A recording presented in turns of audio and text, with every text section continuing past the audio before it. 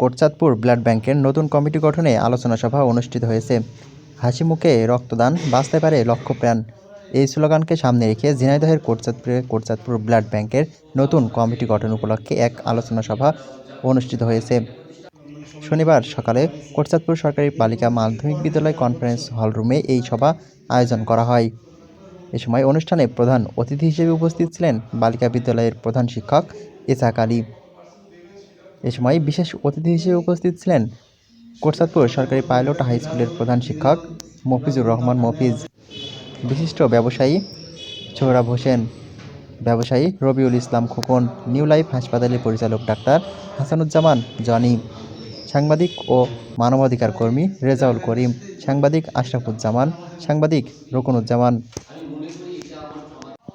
এ সময় ১ বছর মেয়াদী নতুন কমিটির সভাপতি হন শিক্ষক মশিউর রহমান, সাধারণ সম্পাদক আব্দুল আলিম ও অর্থ সম্পাদক হন মেহেদী হাসান।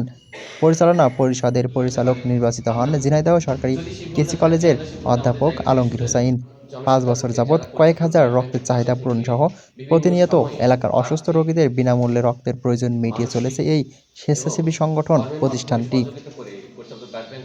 এ সময় আরও উপস্থিত ছিলেন সংগঠনের পরিচালনা পরিষদ পরিচালক আলমগীর হোসাইন, ওমর ফারুক, আব্দুল আলিম, নাহিদ হাসান বাঁধন, ইমরান নাজির, স্বপন হোসেন, আলিম হোসেন সহ সংগঠনের বিভিন্ন পর্যায়ের দায়িত্বে থাকা শুভাকাঙ্ক্ষী ও স্বেচ্ছাসেবকবৃন্দ উপস্থিত ছিলেন।